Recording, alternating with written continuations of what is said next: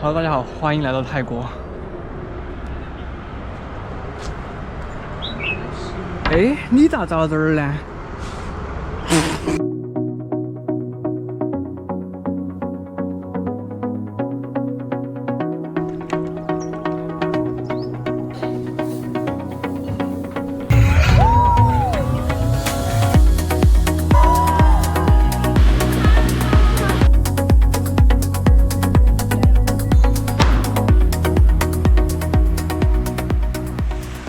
现在我们就已经在这个曼谷的中心了，然后今天是下午到的曼谷。火车的声音也太大了，你看一下这个火车。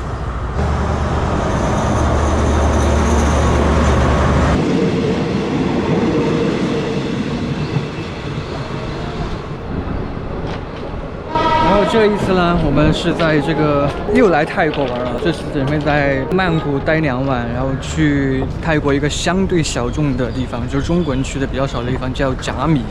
打算去那边再住4晚，这就是本次行程的安排。现在已经5点钟了，我们刚刚从机场过来这边酒店休息了一下，现在准备出门。然后这次呢是和叔叔。然后还有叔叔的好朋友我们一起出来玩了。OK， 这一次的视频呢，终于用上麦克风了。当天呢，我们到了曼谷以后，就是比较晚了嘛，所以我们没有地方去，就去了一个天台酒吧，就是我们视频中看到的这个地方。我们在这里等待了日落，看到一个非常漂亮的日落，打发了一下时间。女生们美美的拍了拍照。喝了几口小酒，这就算是正式开启了我们在泰国的旅行。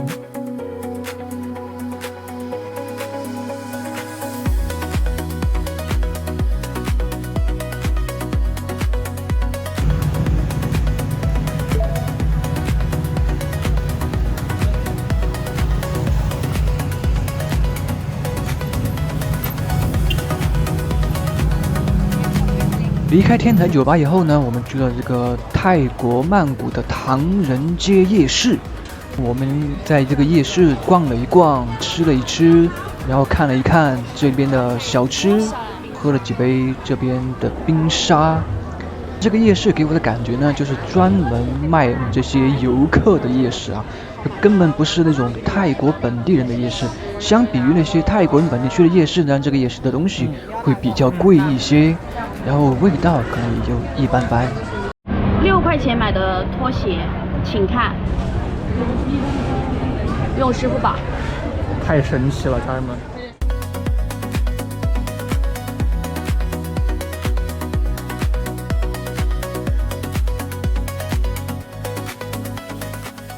现在我们吃完饭了，感觉有点踩雷了。那个吃的东西，我们3个人吃了296人民币，相当于人均差不多花了100块人民币，感觉有点不值了。味道就是普普通通吧，但是价格是的有点贵，而且上菜速度也挺慢的。是的，看来还是踏入了游客陷阱。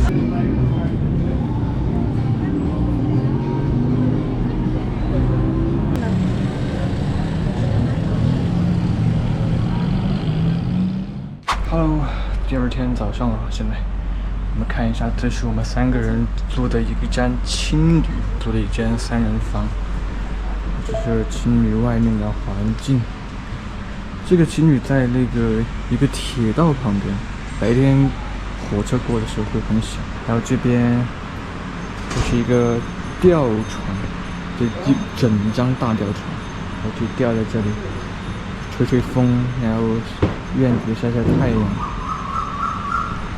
还是挺好的。这个青旅我们人均100块钱人民币，然后包含早餐。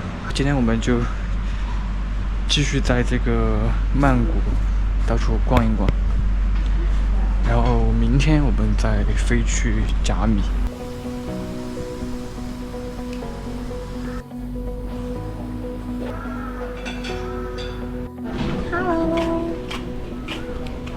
自古红黄出 CP， 不是番茄炒鸡蛋组合，是姐姐鸡蛋。它是妹妹番茄。Hello, I'm Lux。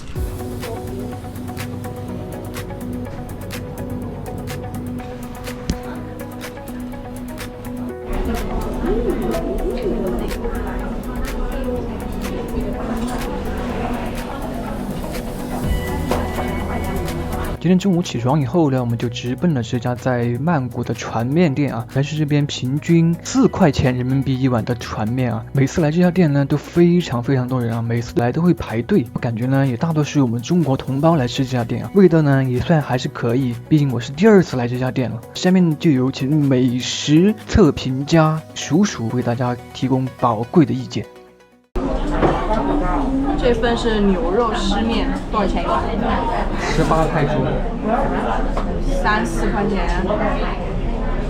这里面肉还挺多的，而且它的面是这种细面，有点像米粉。然后它汤底也很浓，很好吃。我们吃了3种：猪肉、牛肉还有冬阴功的面。我觉得它的肉都做得非常的入味。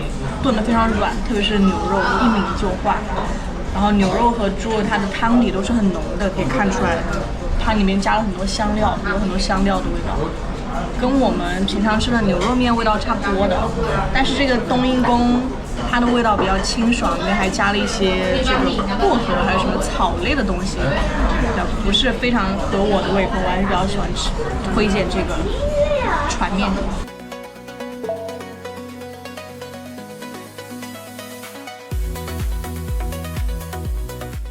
现在我们来到一个河边的一个市场，这边可以坐船逛这个市场，也可以走路。从曼谷市中心那边打车过来，坐了1个多小时，真的是太累了，太堵了这个曼谷。这儿安静。哇，这家店很好看。你再逛一逛这边。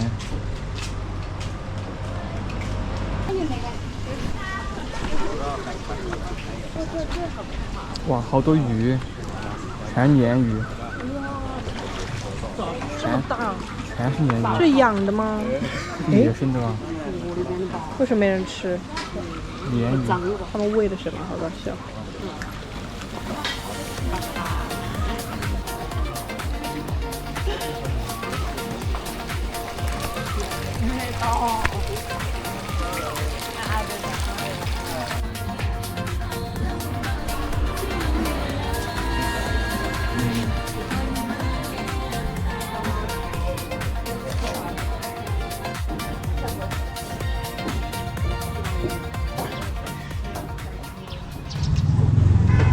什么10泰铢？那我想喂鱼，就得矿泉水瓶鱼儿才10泰铢。啊，你喂呗。想不想喂？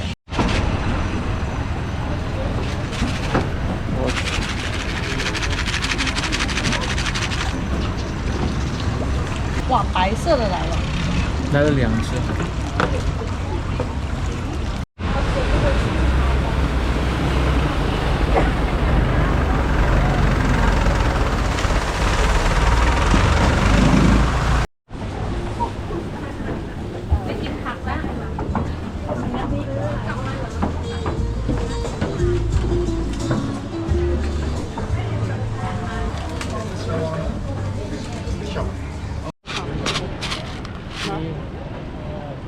猪呗，这啥东西哦？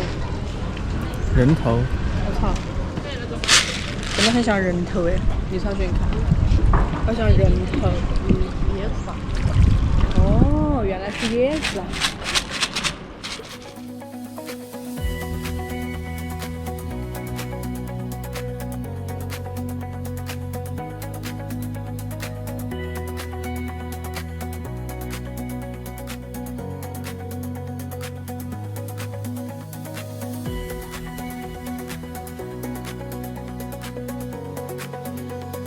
晚饭时间，现在我们来到了曼谷著名的建新酒家，来吃它的这个咖喱螃蟹，这个直接能配几碗米饭。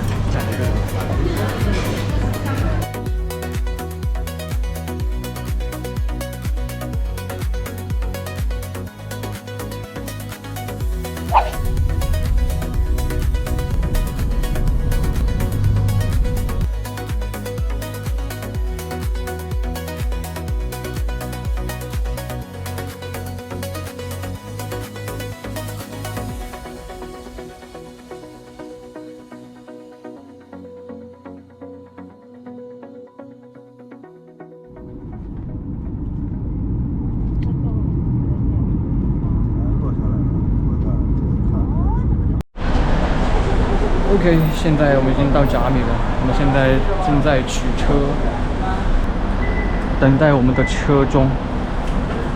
在甲米才是这次我们旅行的重头戏，感觉好玩的都在这边。现在我们取车，开到我们的酒店应该需要半个小时，先把行李放一放，然后我们就可以出去玩了。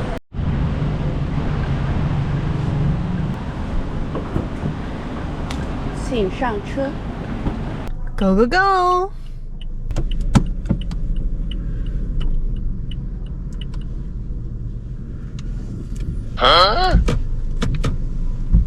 开雨刷，不好意思。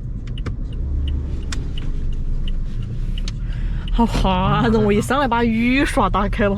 雨刷翻起的，这个油道，这个油道就等于翻起了。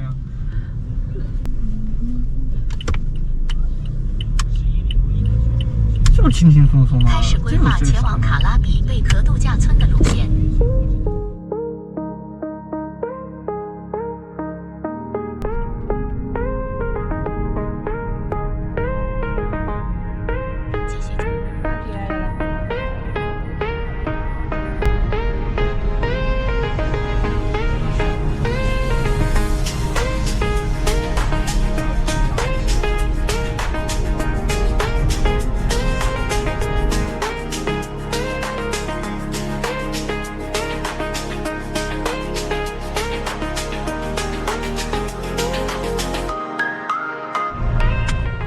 这是不是嘛 ？Shield Resort 是的，卡尔比，就是这它呀。这个C shield。太好了吧这个，歪打正着呢。到喽。停好车到了，才1点40，开过来开了半小时。我们租这个车呢，一共4天，花了710块人民币，还蛮便宜的。人均一天可能就60块钱吧人民币，这个比在这边打车便宜多了。因为我们来之前就是考虑到底是打车还是租车还是怎么样，后面感觉最划算的还是租车。这酒店。订了一个2个大床房的4人间，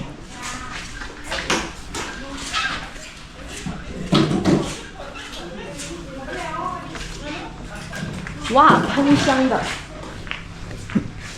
喷香，还挺高。泰国这些房间和车上都是香的。放好包包以后呢，我们马上就开启了我们的第一个项目，就是去打枪。在这边开了半小时，6舵车呢，马上就适应了啊，就已经如鱼得水了，就开始娴熟的很了，一路非常悠闲的就开到了一个军事基地里面。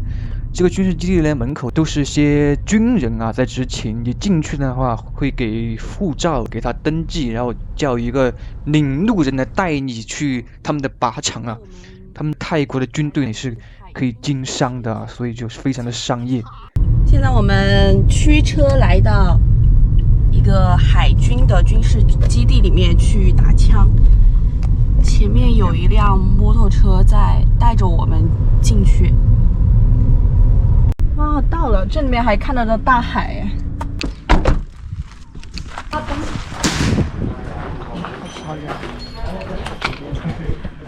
来了之后，先是一杯冰水伺候。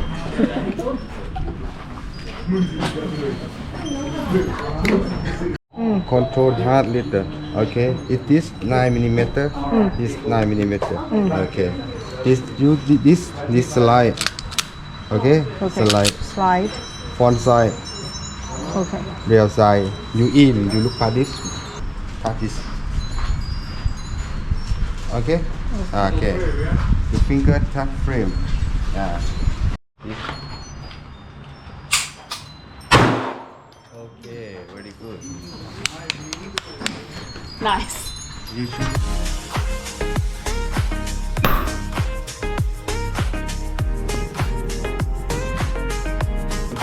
你在打哪里啊？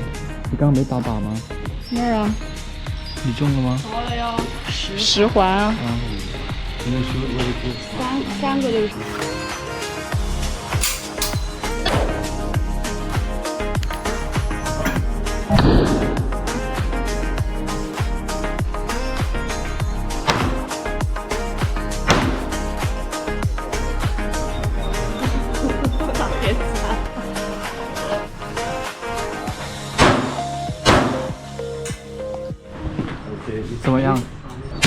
稍微有一点点后坐力， Product Brazil, made in Brazil. 它这 Okay. 个但是还挺爽它这的。个走人后座应该挺高。 Okay.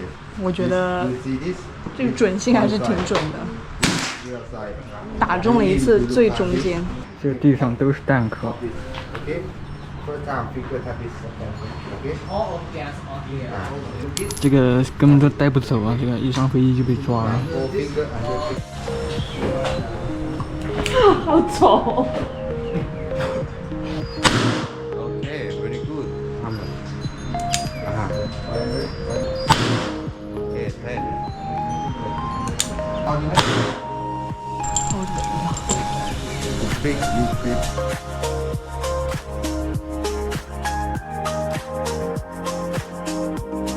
哎，我是这种哎，我们的子弹都不一样的，你是直的那种。你的子弹，你看穿过去，我是对，我是圆的，是那种尖头，就我这个口径直的就大一点这种，好像那眼睛好像粘输出一样的，对呀、马上去。他打的那种哇，这儿还脱靶了。看我。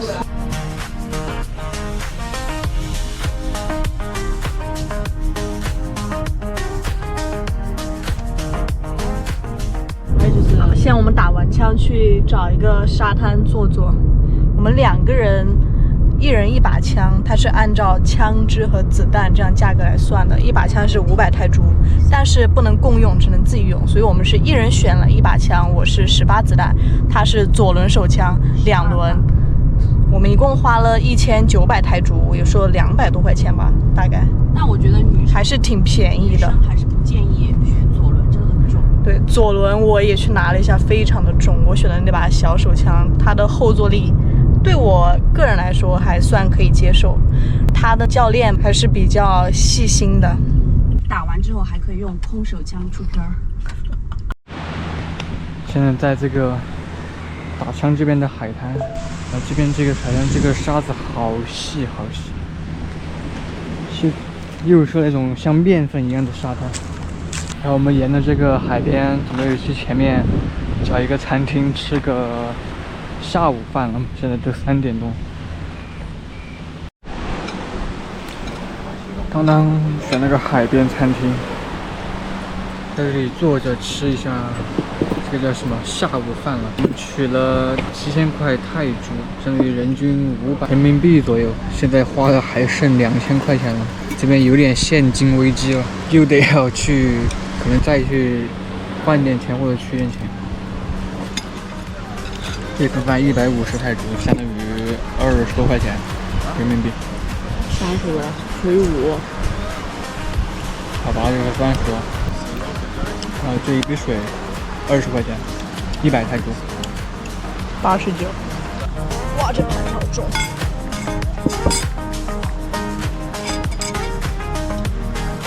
闻起来挺香的嘞。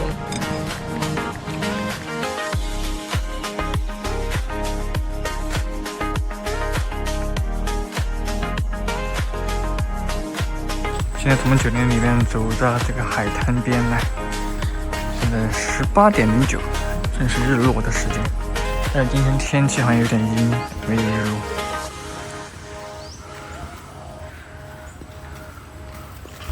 看一下我们住的这外边的海滩怎么样？哦，还是可以啊，看起来。只是贝壳挺多的。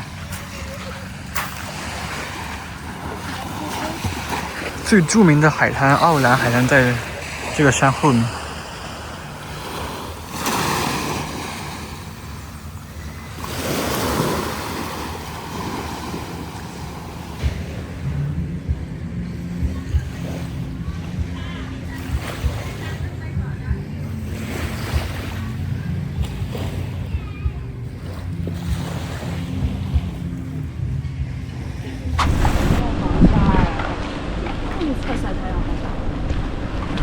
现在我们来到了这个镜湖划船，在这里停好车了，停车30铢。可以啊，随便凑合一点电吧一下。一会儿才有力气。是这个吧？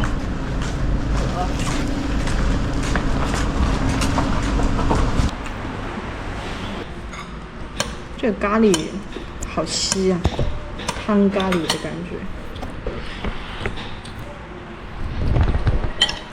哇，我第一次吃到这种，它的咖喱鸡肉里面的配菜是什么？竟然是加的豇豆。但是还不错，有一点酸豇豆的感觉。这个牛肉感觉是真牛肉哎。哇塞，好溜啊，孩子们！你就说起走呗。感觉这个风也很大，可以把我们吹走。哇，还有那种彩色小鱼，看到没有？不缺啊，水里面。看到了。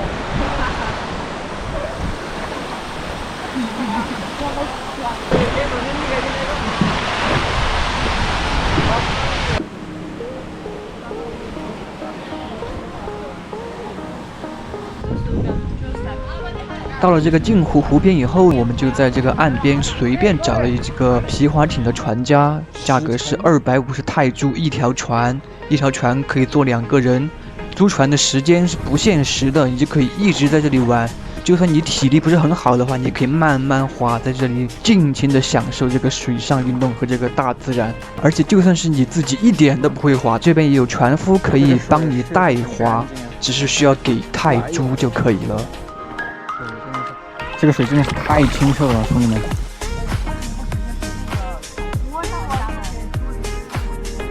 现在我们在甲米的镜湖，要游向森林里面去。我们把2条船给连接起来了，就不用划了。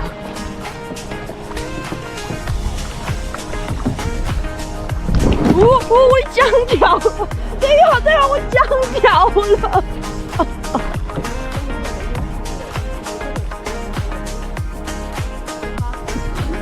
交接，你把你手里面那个给我就行了。谢谢大哥。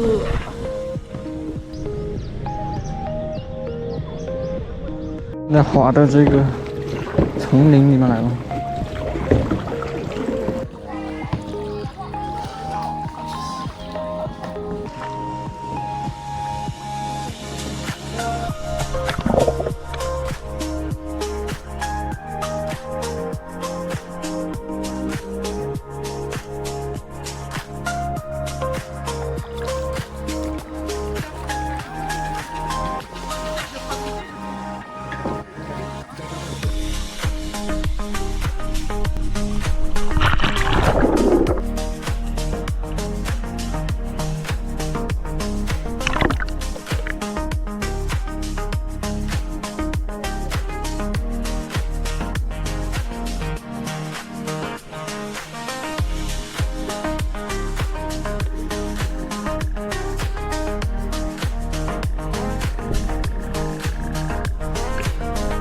现在滑到这个镜湖的最深处了。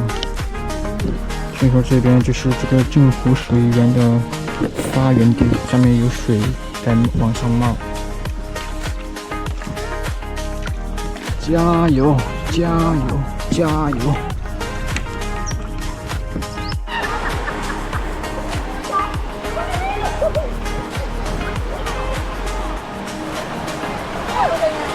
冲啊！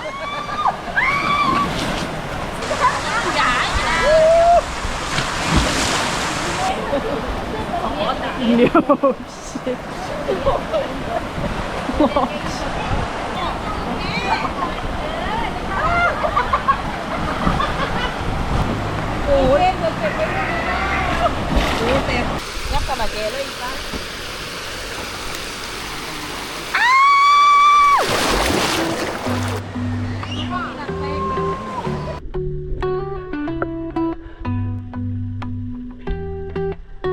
这个水的水温非常非常合适，甚至在水里比岸上还暖和一点。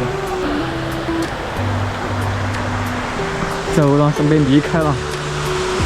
下一个地方去哪里？山顶咖啡厅。到达这家山顶咖啡厅。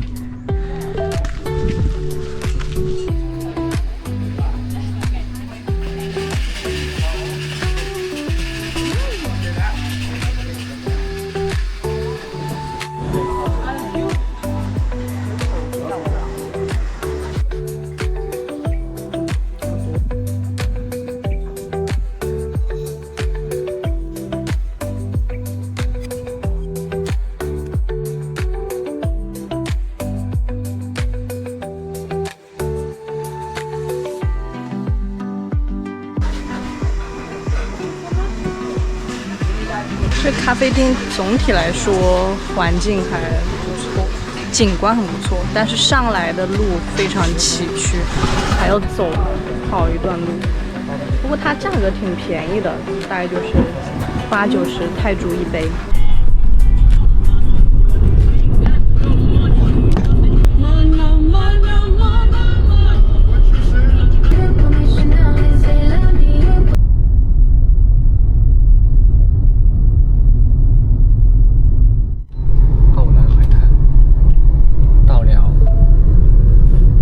现在我们来到这边奥兰海滩这边太热闹了。对于步行喜欢热闹来说是一个好地方，但是对于我开车过来说这是个巨大的挑战，主要是没地方停车。我们拐进了一个小巷，才勉强找到一个停的地方。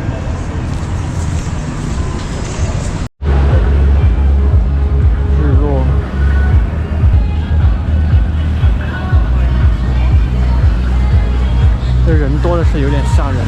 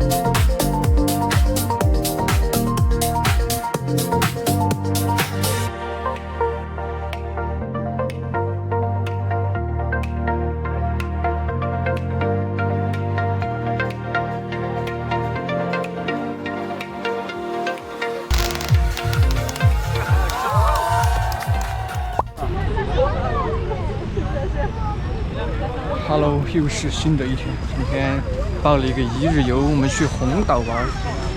现在正在码头登船，这个是码头吗？真的，这明明就是一个沙滩，但是这个沙滩又得夸赞一下，这个沙又非常湿。我们花了多少钱啊？175人好像，长尾船。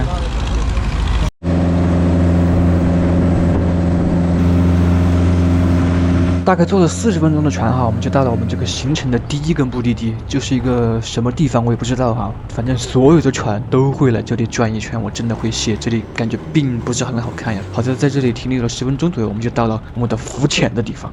现在到了我们浮潜的地方，这是什么地方也不知道，但上面鱼还挺多的，你看，全是热带鱼，水好像也挺清的。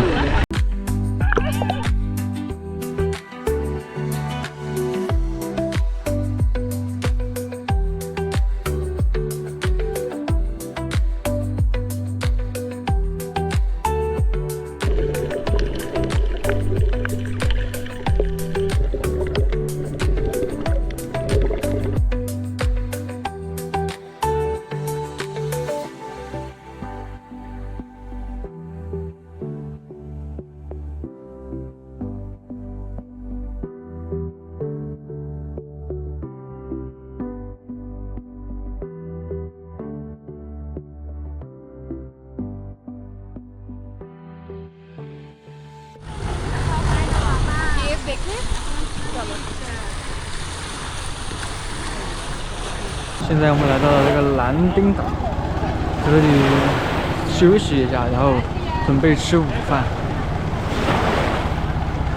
这还不是红岛，看来红岛他把它安排到下午去，这个和我们的那个计划的行程并不一样。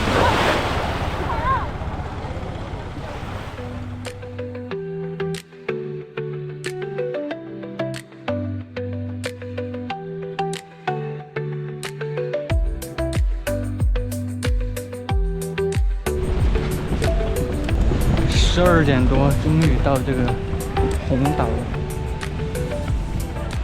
现在才12点过，就感觉很累很累了。还好我们报的是只有2个岛的这个项目，没有去他们什么神奇4岛，那个可能会更累吧。红岛呢，我们就在这儿找个地方躺一下吧。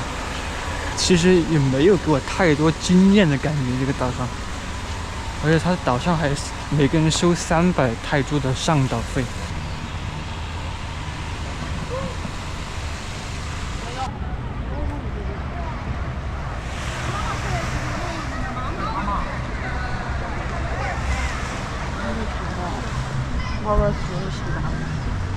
他们2个在这个沙滩边玩，我就去这个观景台看一看。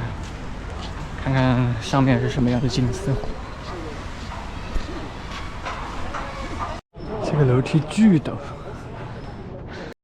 这个地方就是你花了钱来就来了。我上来看一下，就感觉钱白花了。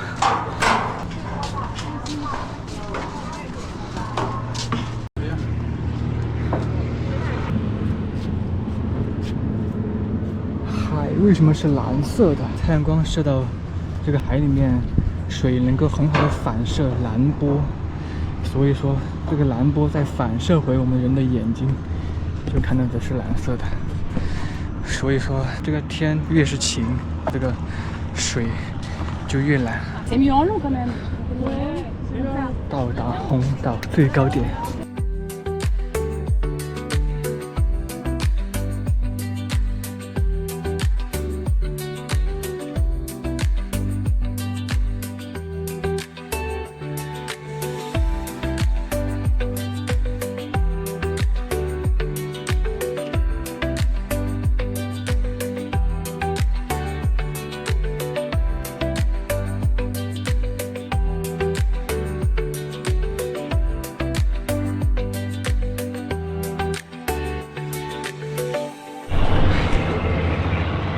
太阳晒在身上是打得很痛啊！这里还要穿这个防晒衣，但是脖子、手还有腿都晒得好痛。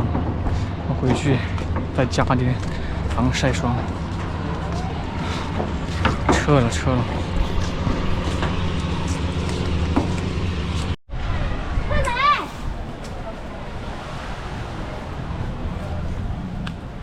居民，来。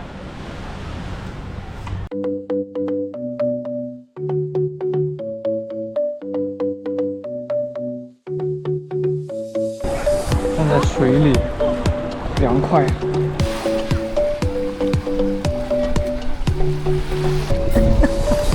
下巴，这小便石头了。根本就不敢。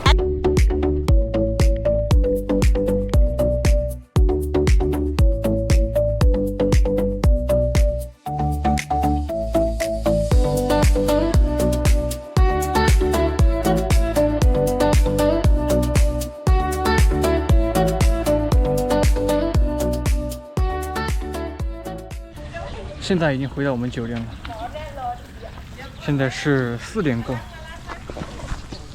现在我们来到了一个新的酒店，然后这边是一个，其实是一个非常偏僻的一个，我们在 Airbnb 上订的一个民宿。然后这边是一个河边，然后它下面有一个院子，然后有很多小动物，有猫咪啊、狗啊之类的，非常多。然后我们的房间是这个。来开箱一下，由于我们是3个人，就他临时给我们加了一个地铺，这个地铺就只有我来睡。这个的价格也是差不多人均100块人民币左右，还是蛮贵的，就相当于这一间房就要300多块了。但是呢，感觉这个环境它营造的还可以，开始我们进来的时候是2个泰国人接待我们，我还以为那2个人就是老板和老板娘，结果走进来以后，他们的老板其实是一个白人，那个白人才是这里正儿八经的主理人。他给我们介绍他的这个酒店，然后什么什么一些东西。现在回来冲一下凉，等一下我们再出去按个摩。其实我们来在曼谷已经按了2次摩了，这是第3次。这个酒店就是很多猫猫狗狗，这都是进驻回来的，都是他们捡回来的。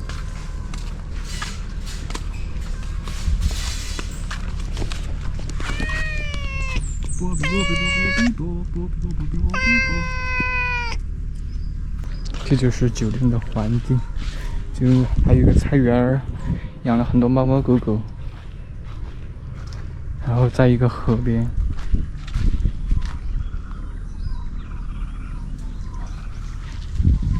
哇，这里还有乌龟啊！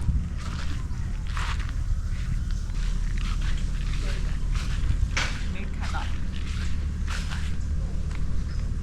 走吧，走吧。我看10分钟。他叫 Coffee， 可以叫他就答应。Coffee， 等一下给你表演吧。Hello，What's your name? Korea.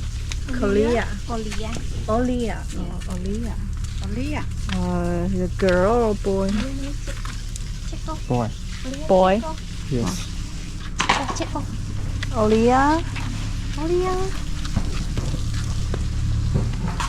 现在路过一个市场，我们进去看一看，很多本地人在里面。我们来看看这个市场有什么东西。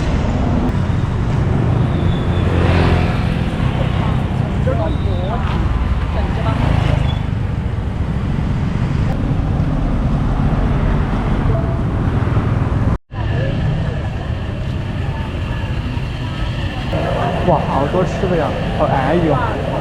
海鲜，而且都是，是当地人来买的吃的，这个。还有凉拌鸡爪，这个晚上应该也会开吧？感觉螺蛳粉的味道这。个真的是本地人的市场，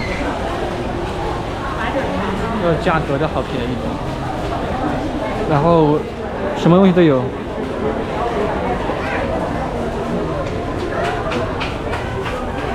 我发现他们这边的食谱跟我们差不多的，卖的蔬菜和肉类也跟我们差不多。然后我们喜欢吃一些内脏啊，他们这儿也会卖。是的，但是还是有些特别的东西。比如说这是什么豆子？这不就是云南的那种，他们专门买很大的带回家的那个。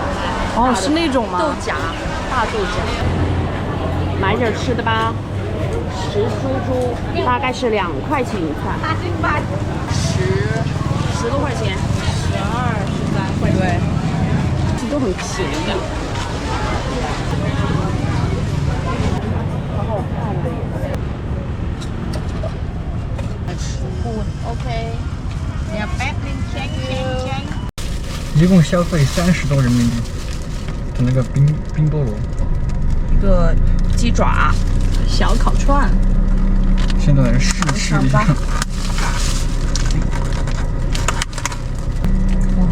这个就跟那种泰国菜餐厅里面卖的烤猪颈肉味道差不多。哇，这个好软啊，哈鸡种。冰菠萝甜，这个盘子沙爹肉。它这个凉拌鸡爪沙拉里面加了番茄、香菜、芹菜、洋葱，还有银耳，酸酸甜甜的，比较清爽。烤串一般，烤串是甜味的，是甜口的。这个酸辣味的。刚刚去按完摩，现在在海边吃自助餐，499泰铢一个人，全拿螺丝虾了。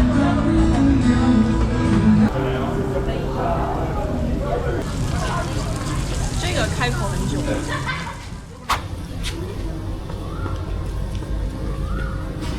又是新的一天，今天我们12点1点过才出门，但我们住的旁边来吃一家河景餐厅，就在这个我们住的旁边，然后就是红树林，然后一条河，然后这边下面非常多鱼，还有很多小螃蟹在下面爬。这个餐厅竟然还有一个码头，这是谁会开船来吃饭？终于上菜了，点了一个椰子鱿鱼，然后炒空心菜，还有一条鲈鱼没有上。这个上菜也太慢了，我们可能现在等了半个小时了，还没上齐。第3个菜终于上了，菠萝酸甜黄咖喱鲈鱼，里面这个像菠萝的东西居然是笋，喝一吃起来有点像广西的酸笋。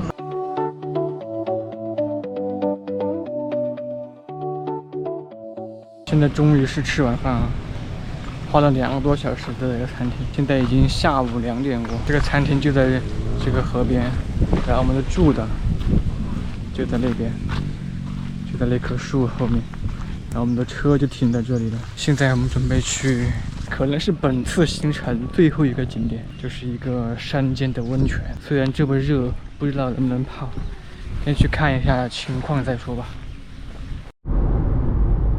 从我们住的地方去这个温泉瀑布呢，单程有65公里，会开1小时20分钟，这就算是本次泰国之旅开车时间最长的一天了。我发现呢，在这边开车，这个很像我们中国国道的这个公路呢，感觉就是他们的高速公路啊，他们人开的都非常快啊，大家的限速呢，其实都是超过法规的限速的啊。但是呢，你只要跟上这个车流的速度啊，就是比较安全的，因为危险不是来自于速度，而是来自于速度差。如果你一个慢车在路上的话，就很容易引起交通事故。然后在这边的驾驶环境呢，我可以说是远远超过了我们国内的驾驶环境。这边的路权很清晰，就是如果它是拐弯要进主道，它绝对会让你先走再过；它如果是要变道的话，它绝对也是先等你超过了它才会变道变过来，就不会突然有个人冲出来别你一下，吓你一跳之类的事情。所以说在这边租车只要小心谨慎，其实还是挺安全的。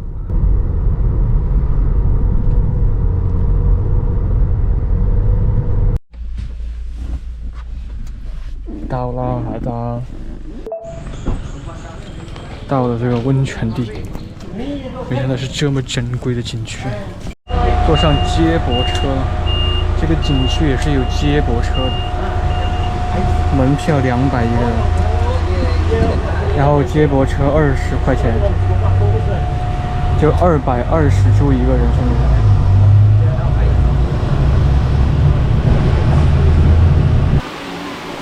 这真的是热的吗？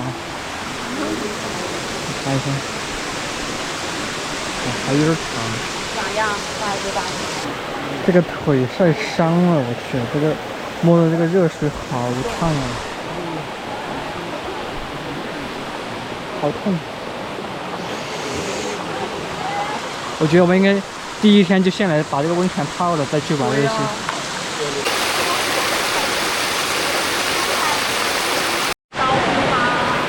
啊，这个好深啊你。对啊，这个水池是最深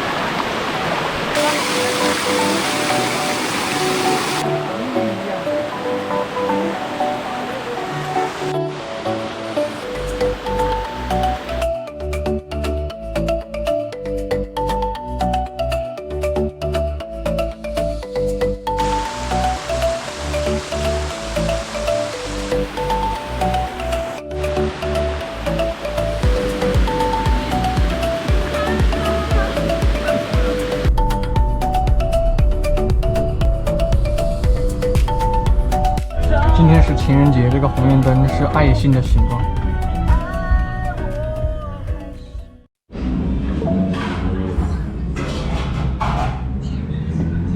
我们现在已经回来了，找了个米粉店，来吃一个在泰国最后的晚餐。鸡腿、鸡爪，然后加的细米粉。现在已是最后一天，我们将要离开泰国。我们先要回到曼谷，然后再回成都，又要坐半天的飞机。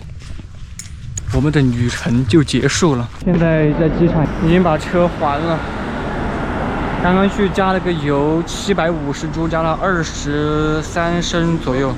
OK， 现在就搭飞机，再见了甲米。OK， 以上就是本期视频的全部内容。这次在泰国旅行的人均花费总共是5229人民币。机票呢这次旅行的很大一头了，机票一共是花费了2395块，其中1900是从成都往返曼谷，剩余的500块是从曼谷往返甲米。这个机票算是非常贵了，因为我们是在春节前一周去的，所以说人会比较多，是在寒假期间。然后呢，酒店是714块人民币，人均住了6晚。还算是比较贵的价格了，因为我们是3个人，所以我们的选择并不是很多，我们只能住3个人以上才能入住的房型。况且冬天的甲米也是白人非常多，也是白人的一个旅游旺季，所以说我们还得去和他们抢房间，就很少的选择，算是一个比较贵的价格。然后呢，吃喝玩乐行的总共花费是2120块。这个花费呢，也算是很正常的一个泰国的旅行的价格。但是如果除去寒暑假期间就淡季去我们这个行程的话，应该价格可以达到4000左右，我觉得哈，甚至可能低于4000，就同款一样的行程。OK， 这就是本期视频的全部内容，感谢你的喜欢，感谢你能看到这里，谢谢。